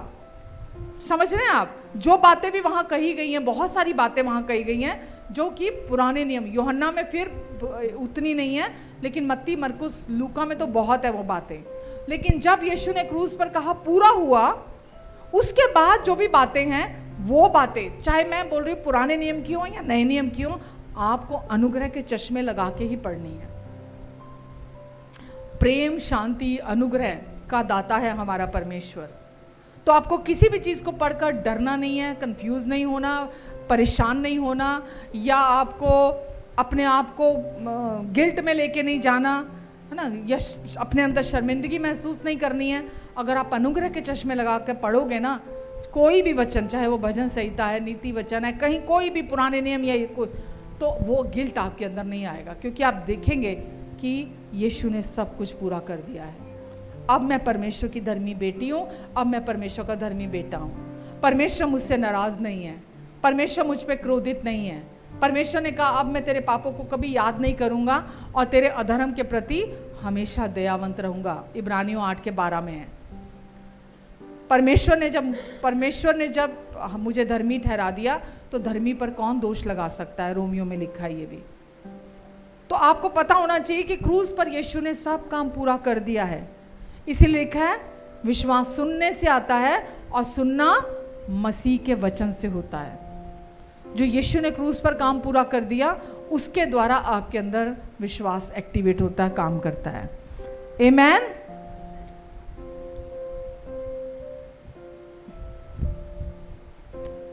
परमेश्वर का वचन, सिर्फ परमेश्वर का वचन एक इंसान के अंदर डीप क्लीनिंग करता है। व्यवस्था या कोई रिलीजन आउटवर्ड बिहेवियर जो है बंदे का, उसको मॉडिफाई कर सकता है बाहर से, कि इंसान सुनेगा, कुछ देर के लिए अपने आप को चेंज कर लेगा। कुछ कहीं से सुन लिया, अंदर से गिल्ट फील किया अपने अंदर, नहीं मैं तो बहुत बुरा हूँ, नहीं मुझे तो ये नहीं करना, और उसने अपने आप को टेम्परेली चेंज कर लिया। उसको पता नहीं होता उस इंसान को, लेकिन चाहे वो रिलीजन है, चाहे वो व्यवस्था है, इंसान को बाहर से बिहेवियर मॉडिफिकेशन करता है। बट जब आप एक्चुअल में अनुग्रह की सच्चाई को सुनते हैं, केवल और केवल अनुग्रह की सच्चाई, परमेश्वर का वचन आपके अंदर को बदलता है, इंसान के अंदर को चेंज करता है। हमारे अंदर डीप क्लीनिंग की ज़रूरत पड़ती है। समझ रहे हैं आप? अंदर गहरे में इतना ऑफेंडमेंट्स हैं, इतनी चोटें हैं, इतने घाव हैं, इतने गंदे गंदे शब्द हैं हमारे अंदर जो हमारे ऊपर बोले गए होते हैं, है ना, सब बुरी बुरी चिंताएं, डर, ये हमारे सब अंदर गहरे में, हमारे दिल के अंदर जाके कोनों में अंदर भरे होते हैं। उस वहां तक सफाई की अंदर गहरे तक ज़रूरत होती है। और सिर्फ वहां पर बिहेवियर मॉडिफिकेशन से काम नहीं होता कि बाहर से आपको किसी ने बोल दिया आज से तुम ये करना, ये मत करना, ये करना, ये नहीं करना, ये करना, ये नहीं करना, उससे नहीं होता आपके अंदर डीप क्लीनिंग का काम। आपके अंदर डीप क्लीनिंग का काम परमेश्वर का वचन करता है। जब आप परमेश्वर के वचन को पूरे दिल से सुनते हो ना, अपने अंदर रिसीव करते हो, जैसे ना माफ कर पाना, कोई भी इंसान अपनी सामर्थ्य से किसी को माफ नहीं कर सकता, और वो ना माफ करना आपके अंदर बना रहता है। वो एक जहर की तरह अंदर काम करता है। आपको नहीं पता लगता कि वो एक पॉइजन की तरह अंदर आपके, ये कह लो कि कैंसर की तरह अंदर काम कर रहा है। तो अगर आप किसी को माफ़ नहीं कर सकते, आप परमेश्वर के वचन को, जो यीशु ने आपके लिए क्रूस पर पूरा किया, यीशु ने आपके संपूर्ण पापों की माफ़ी आपको दे दी। वचन में लिखा है कि जैसे मसीह ने तुम्हारे पापों को माफ़ किया, ऐसे तुम भी एक दूसरे के अपराध माफ़ कर दो। पर जब आपको पता ही नहीं होगा कि मसीह ने आपके पाप कैसे माफ़ किए, क्या किया, आपके पापों के साथ कैसे निपटे वो, तो आप कैसे एक दूसरों के पाप माफ़ करोगे? तो आपके अंदर डीप क्लीनिंग की ज़रूरत पड़ती है, जो सिर्फ और सिर्फ परमेश्वर का वचन अंदर तक कर सकता है।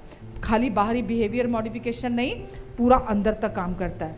जैसे आप अपने घर की सफाई करते हो, अपने शरीर की सफाई करते हो ना, रोज़ शरीर को साफ करते हो, अपने घर को रोज़ साफ करते हो, रूटीन से साफ करते हो, ऐसे ही अंदर मन को भी सफाई की ज़रूरत पड़ती है। मन को मतलब हमारे विचारों को, हमारी सोचों को डीप क्लीनिंग की ज़रूरत पड़ती है, पर हम वहाँ ध्यान नहीं देते हैं।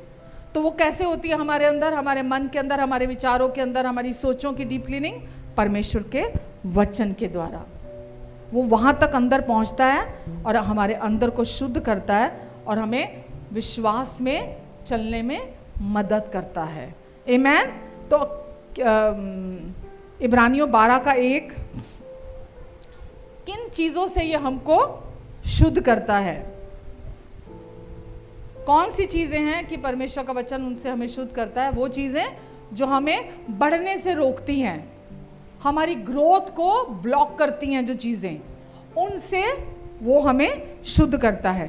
इब्रानियों 12:1, तो आओ, हिब्रूज 12:1, तो आओ हम हर एक रोकने वाली वस्तु और उलझाने वाले पाप को दूर करके, चीज़ें आती हैं आपको उलझाने के लिए, कंफ्यूज करने के लिए, आपकी ग्रोथ को रोकने के लिए, हर एक उलझाने वाले पाप को दूर करके वह दौड़ जिसमें हमें दौड़ना है, धीरज से दौड़ें। तो जो चीज़ें हमारे विचारों को अशुद्ध करती हैं, हमारी स्पीड को धीमा करती हैं, वो अपने आप नहीं चली जाती। अगर आप ये बोलो आपके मन के अंदर ये सब भरा हुआ है, वो एक दिन अपने आप चला जाएगा, मुझे क्या, मैं क्या, मुझे कुछ नहीं करना उसके लिए, वो अपने आप नहीं जाती हैं। क्यों लिखा वचन में?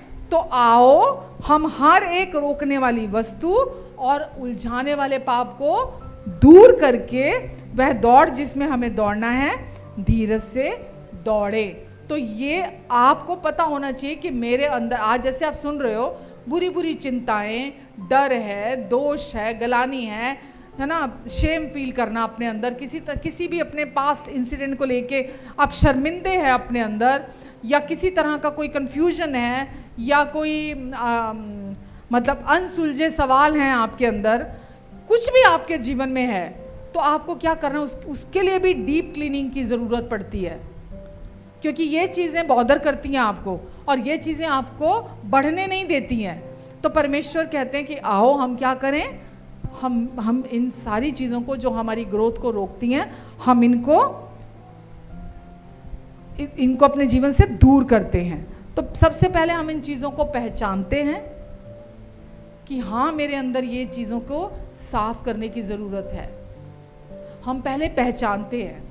जब तक कोई इंसान अपनी गलती को, ऐसे समझाने के लिए बोल रही हूँ, जब तक कोई इंसान अपनी कमी को, गलती को जानता नहीं होगा, ठीक है, या वो मानेगा नहीं, तो कभी सुधार नहीं होगा।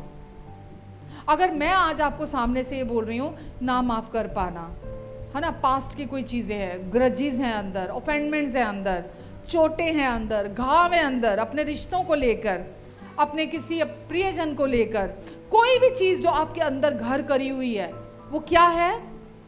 वो आपकी दौड़ में आपकी स्पीड को रोक रही है, वो उसको ब्लॉक कर रही है आपकी स्पीड को। तो आपको उसको क्या करना है? अपने अंदर पहले पहचानना है, ठीक है, उसको मानना है कि हाँ, ये प्रॉब्लम तो है अभी भी मेरे अंदर, मैं माफ़ नहीं कर पाता हूँ, मेरे अंदर अभी भी ऑफेंडमेंट्स है, मेरे को अभी भी छुटकारे की ज़रूरत है, मुझे अंदर मेंटल हीलिंग की ज़रूरत है, मेरे जो भी प्रॉब्लम जिसके साथ भी है, तो हमें पता होता है मेरे मन के अंदर ये सब चल रहा है।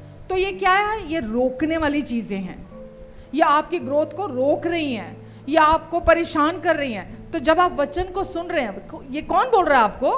हर एक रोकने वाली वचन, हर एक रोकने वाली वस्तु वचन बता रहा है ना आपको। परमेश्वर का वचन आपको बता रहा है, आपको इनकरेज कर रहा है परमेश्वर का वचन कि उन सारी चीज़ों से छुटकारा पाना है। तो पहले आप इन चीज़ों को पहचानते हैं, मानते हैं, फिर आप परमेश्वर के पास जाते हैं पूरे दिल से, क्योंकि आपको पता है सोल्यूशन उनके पास है। डीप क्लीनिंग अंदर की सिर्फ वो कर सकते हैं। तो फिर आप परमेश्वर के पास जाने का चुनाव करते हैं। फिर क्या करते हैं? आप परमेश्वर का वचन सुनना चुनते हैं। आप सबसे ऊपर आपकी लाइफ में उससे ऊपर कुछ नहीं है। मैं जब परमेश्वर ने मुझसे बात की, जब मैंने परमेश्वर का वचन लेकर खड़ा हुआ, मेरी फैमिली बहुत अच्छे से जानती है, मैं फिर किसी की नहीं सुनती। मैंने फिर किसी की नहीं मानी जब मैं परमेश्वर के वचन को सुनकर आगे बढ़ी, क्योंकि मैं जानती थी, मैं उन समयों पर मैंने हमेशा ये समझा है कि परमेश्वर ने अगर ये कह दिया है तो उससे ऊपर कुछ नहीं है मेरे लिए। आपके लिए भी उससे ऊपर और कुछ नहीं होना चाहिए जो वो आपको कहते हैं। ये नहीं, मैं गप्पबाजी नहीं कह रही, और ना मैं ऐसे ही कि ऐसे ही बोलता तुक्केबाजी, मैं तुक्केबाजी की यहाँ बात नहीं कर रही। ये जिद में आ जाना, वचन लेकर खड़े हो जाना, ऐसी जिद में आ जाना, मैं वो भी बात नहीं कर रही। जब आप अंदर परमेश्वर के वचन के साथ राजी होते हो, जब आप उसको सुनना चुनते हो, जब आप उसके साथ राजी होते हो, फिर वो वचन आपके अंदर काम करता है। होली स्पिरिट उस वचन के द्वारा काम करते हैं, और आपके आप जिस भी क्षेत्र के लिए आप खड़े हो वहाँ ब्रेक थ्रू आता है। वहाँ परमेश्वर के हाथ को देखते हो, परमेश्वर के काम को देखते हो, और परमेश्वर बड़ी खूबसूरती से हमारे अंदर काम करते हैं, बहुत खूबसूरती से।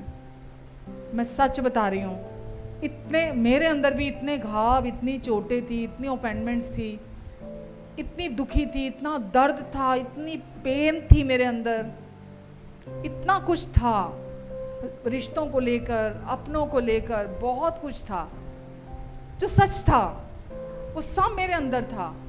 लेकिन मैं प्रभु का धन्यवाद देती हूँ, बड़ी खूबसूरती से परमेश्वर ने मेरे अंदर काम किया। वो अगर मेरे अंदर कर सकते हैं ना, तो आपके अंदर भी कर सकते हैं। हालेलुया। वो जितना मुझे प्यार करते हैं, आपको भी प्यार करते हैं। वो नहीं चाहते आप उन चीज़ों को लेकर आगे बढ़ो। आपने अगर सोचो, एक आपकी कैपेसिटी है, मान लो 10 किलो वजन उठाने की, चलो आपने वो 10 किलो उठा लिया, 10 किलो और ले लिया, 20 किलो, चलते चलते, कैसे समझाऊं मैं आपको, जैसे आपने चलना शुरू किया, परिवार की चिंता एक बोझ, पति की चिंता दूसरा बोझ, अपने बच्चों के आने वाली चिंता अगला बोझ, है ना, आने वाले भविष्य की चिंता, अपने घर की ज़रूरतों की चिंता अगला बोझ, अपने शरीर की चिंता उसका अगला बोझ, अपने पास्ट का बोझ अभी तक आप लेकर चल रहे हैं, जो ऑलरेडी आपके पीठ के ऊपर है। करते करते करते आप चलते चले जा रहे हैं, और वो बोझ आप पहले बहुत सारा था, और अभी क्या कर रहे हैं आप? उसको हर दिन बढ़ाते चले जा रहे हैं उस बोझ को। और परमेश्वर क्या बोल रहे हैं? हर एक रोकने वाली वस्तु और हर एक उलझाने वाले पाप को क्या करो? हटा दो अपने ऊपर से, उस बोझ को लेके नहीं चलना। अगर आप सोचिए, मैं अगर खाली हाथ चल रही हूं तो मैं लंबा चल पाऊंगी दूर तक, या मेरे ऊपर 100 किलो बोझ है तो मैं दूर तक चल पाऊंगी? कितना चल पाऊंगी? कुछ कदम भी नहीं चल पाऊंगी मैं। परमेश्वर क्या कहते हैं? बिल्कुल आजाद होकर, बिल्कुल फ्री होकर चलो। हर एक रोकने वाली वस्तु, हर एक उलझाने वाले पाप को दूर कर दो, क्योंकि वो तुम्हारी स्पीड को खराब कर रहा है, तुम्हें आगे बढ़ने से रोक रहा है। कोई बोझ कहां? पीठ के बोझ की बात तो समझाने के लिए मैंने की है। परमेश्वर पीठ के बोझ की बात नहीं कर रहे, मन के बोझ की बात कर रहे हैं। आपने देखा होगा, जो लोग डिप्रेशन में रहते हैं ना, आप दूर से उनको देख के पहचान जाओगे, क्योंकि वो बिल्कुल ऐसे होते हैं जैसे उनके ऊपर कोई भार रखा हुआ है, पीछे बोझ रखा हुआ है। बोझ वाला व्यक्ति कैसे चलता है, आपने देखा ही है ना, जब उसके ऊपर बोझ होता है तो वो ऐसे नहीं चलता। बोझ वाला व्यक्ति हमेशा ऐसे चलता है, ऐसे चलता है बोझ वाला व्यक्ति। और जो व्यक्ति ने अपने अंदर, मन के अंदर इतने भार इकट्ठे करे हुए दुनिया जहान के, फालतू के, वो भी देखने में ऐसा ही लगता है। वो कभी ऐसे नहीं चलेगा, वो ऐसे ही चलेगा, वो ऐसे ही चलता है। क्यों? हर टाइम इनवर्डली सोच रहा है, हर टाइम अंदर देख रहा है, हर टाइम उन चीजों को, प्रॉब्लम्स को फोकस किया हुआ है।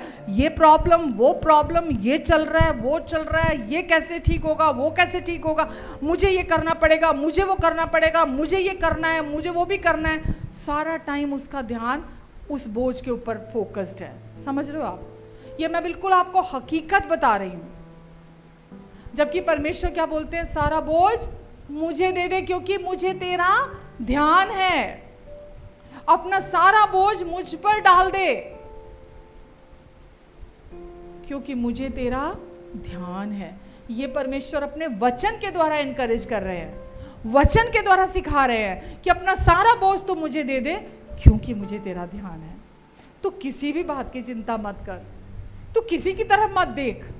मैं तेरे साथ हूं, मैं तुझे संभालूंगा, मैं तेरी मदद करूंगा, मैं तुझे हमेशा अपने राइट हैंड से संभाल कर रखूंगा। मुझ पर भरोसा रख, मैं कभी छोड़ूंगा नहीं, कभी त्यागूंगा नहीं, मैं तुझे कभी धोखा नहीं दूंगा। मैं हमेशा इस जगत के अंत तक तेरे साथ बना रहूंगा।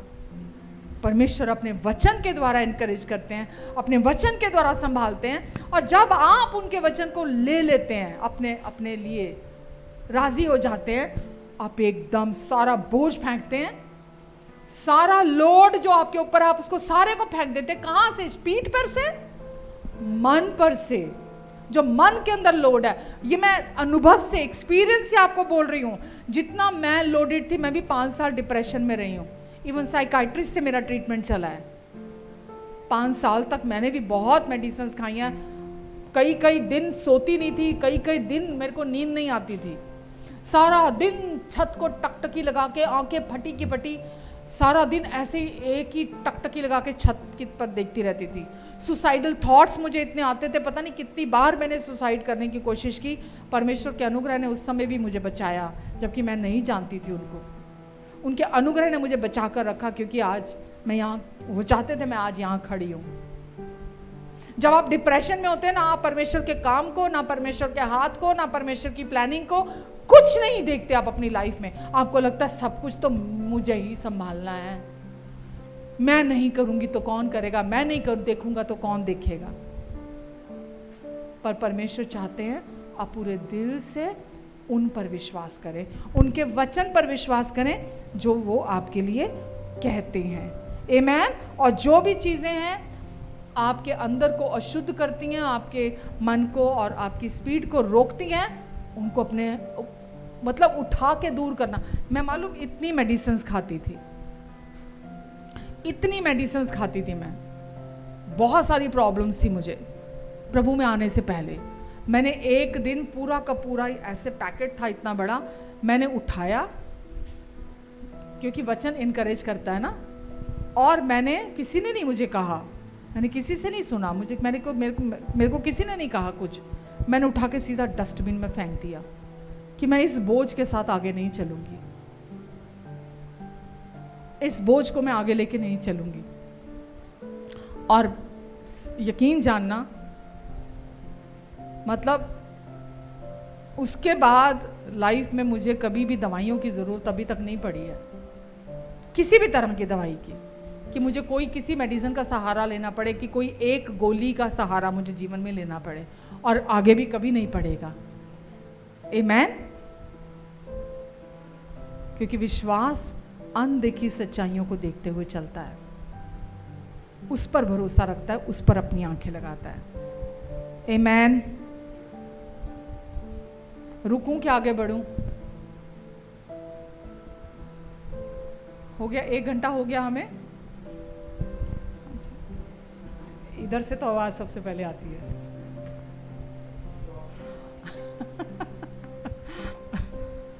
आप समझ रहे हैं? आपको कुछ नहीं करना, अंदर की सफाई, डीप क्लीनिंग आप नहीं कर सकते भाई। कोशिश भी मत करना कि मुझ में कोई कमी है, मुझे ये करना है, मुझे वो करना है, मुझे ऐसा, मेरी जिम्मेदारी है। कुछ नहीं है। यीशु ने अपना जो था वो भी काम पूरा किया, जो आपके हिस्से का था वो भी पूरा कर दिया। अब वो क्या बोलते हैं? बैठ जाओ, बैठ जाओ, आराम से बैठ जाओ, किसी भी बात की चिंता ना करो, सारा बोझ मुझे दे दो क्योंकि मुझे तुम्हारा ध्यान है। एक गीत है ना, अपना बोझ प्रभु पर डाल, कभी ना घबराना, अपना बोझ प्रभु पर डाल, कभी ना घबराना, तेरा दरमान करेगा, आश्चर्य कर्म करेगा, तेरा दरमान करेगा, आश्चर्य कर्म करेगा। माता पिता यदि छोड़ भी दे तो वो तो गले से लगाएगा, माता पिता यदि छोड़ भी दे तो वो तो गले से लगाएगा, तेरा दरमान करेगा, आश्चर्य कर्म करेगा, तेरा दरमान करेगा, आश्चर्य कर्म करेगा। अपने आप से कहिए, अपना बोझ यीशु पर डाल, कभी ना घबराना। फिर से, अपना बोझ यीशु पर डाल, कभी ना घबराना, तेरा दरमान करेगा, आश्चर्य कर्म करेगा। मेरा दरमान करेगा, आश्चर्य कर्म करेगा, आश्चर्य कर्म करेगा, आश्चर्य कर्म करेगा। आमेन, हालेलुया। प्रभु यीशु मसीह, आप हमारे जिंदा प्रभु हैं, जीवित यीशु हैं, जो हमें अपने पूरे दिल से प्यार करते हैं। यीशु, आज का वचन सीधा सीधा आपकी ओर से आपने हमें भेजा है। आप चाहते हैं हम आज़ादी का जीवन जिएं। आपका वचन हमें कहता है, मसीह ने आज़ादी के लिए तुम्हें आज़ाद किया है। गलातियों 5:1 में, गलेशियन 5:1, मसीह ने स्वतंत्र रहने के लिए तुम्हें स्वतंत्र किया है, इसीलिए उसी स्वतंत्रता में स्थिर बने रहो। प्रभु यीशु मसीह, आपने हमें आज़ाद किया है और आप कहते हैं हम शैतान के किसी भी धोखे में, उसके किसी भी झूठ में ना फंसें। हम हमेशा उस आज़ादी में चलें, उस आज़ादी को वैल्यू करें। हम आपने हर बंधन तोड़ दिया है, हमें अपने साथ एक कर लिया है, हमें अपने साथ स्वर्गीय स्थानों में बिठा दिया है, हमें अपना पवित्र आत्मा दे दिया है। आज हम आपके अनुग्रह से इस धरती पर जीते हैं, हम में कोई घटी नहीं है, हमें आपने संपूर्ण और चंगा कर दिया है। धन्यवाद देते हैं यीशु, हम आपको धन्यवाद देते प्रभु। आज का वचन हर दिल में 30 गुना, 60 गुना, 100 गुना फल लेकर आएगा। आज से प्रभु ये आपके वचन को सबसे ऊंचा स्थान देंगे, सबसे पहला स्थान देंगे। हर सिचुएशन में आपका वचन इनके पाँव के लिए दीपक और इनके मार्गों के लिए उजाला है। ये आपने कहा है प्रभु, और ये बिल्कुल सच्चाई है। आपका वचन हमारे पाँव के लिए दीपक, मार्गों के लिए उजाला है। तो हम क्यों चिंता करें, हम क्यों डरें, हम क्यों सोचें। हम अपने आप को दीन करते हैं, हम अपने आप को नम्र बनाते हैं, आपके साथ राज़ी होते हैं। आप सब मुंह खोल के बोलिए, प्रभु मैं अपने आप को दीन करता हूँ, मैं अपने आप को दीन करती हूँ, आपके वचन के साथ मैं राज़ी होती हूँ। जो कुछ भी आपका वचन कहता है, आज जो कुछ भी आपके वचन ने मुझसे बातें की हैं, मैं आपके वचन के साथ राज़ी होना चुनता हूँ। सच्ची दीनता बाहरी नहीं है, सच्ची दीनता परमेश्वर के वचन के साथ राज़ी होना है। जब जब हम परमेश्वर के वचन के साथ राज़ी होते हैं, हम दीनता में चलते हैं। जब हम अपनी फिक्र चिंता करते हैं, हम नकारात्मक नेगेटिव इमोशंस में चलते हैं, हम घमंड में चलते हैं। हमें घमंड में नहीं चलना, हमें दीनता में चलना है। हमारा भरोसा अपने ऊपर नहीं है, हमारा भरोसा परमेश्वर पर है जो सब कुछ संभाल सकते हैं। धन्यवाद देते हैं यीशु। आज का वचन इनके जीवन में बहुत सारी फसल लेकर आएगा। हाँ प्रभु, 30 गुना, 60 गुना, 100 गुना फल हम इस वचन का रिसीव करते हैं यीशु के नाम से। आमीन। जब हम यहाँ से रुखसत होते हैं, आप अपना अनुग्रहकारी हाथ इन सब पर बनाकर रखेंगे। जितने लोग ऑनलाइन हैं उन सब पर भी आप अपना अनुग्रहकारी हाथ बनाकर रखेंगे। सबके आने जाने पर अपनी आशीष को ठहराएंगे, सबके मुख पर अपने मुख के तेज को चमकाएंगे। प्रभु, आपका अनुग्रह, आपकी शांति इन सब की ज़िंदगी में मल्टीप्लाई हो जाए प्रभु यीशु मसीह के नाम से। धन्यवाद देते हैं यीशु, धन्यवाद देते हैं प्रभु हम आपको। आपका प्रेम इनकी ज़िंदगी में एक सुंदर खुशबू की तरह, सुगंध की तरह चारों तरफ फैलता चला जाए यीशु। आपकी महिमा इनके थ्रू सब तरफ मैनिफेस्ट हो यीशु के नाम से। आपकी रोशनी इनके थ्रू सब तरफ चमके यीशु के नाम से। धन्यवाद प्रभु। अगर कोई बीमार है तो हम वचन को भेज कर चंगाई को रिसीव करते हैं। अगर कोई इनका अपना भी बीमार है तो हम वचन को भेज के चंगाई को रिसीव करते हैं। यीशु, आपके कोड़े खाने से ये चंगे हो चुके हैं यीशु मसीह के नाम से। धन्यवाद प्रभु, धन्यवाद। इनकी सारी ज़रूरतों को आप अपने अनुग्रह से पूरा करेंगे। इन्हें कभी भी किसी के सामने हाथ फैलाना नहीं पड़ेगा। यहाँ तक कि धर्मी के वंश को भी कभी किसी ने टुकड़े मांगते नहीं देखा। ये तो आपकी धर्मी संतान है। धर्मी हमेशा आशीषों के नीचे रहते हैं, ये हमेशा आशीषों के नीचे बने रहेंगे। धन्यवाद यीशु, धन्यवाद देते हैं प्रभु। आपका अनुग्रह और शांति इन सब के जीवन में मल्टीप्लाई हो जाए प्रभु यीशु के नाम से। आपकी बुद्धि आपके फेवर में ये बढ़ते चले जाएं। आमेन, आमेन एंड आमेन।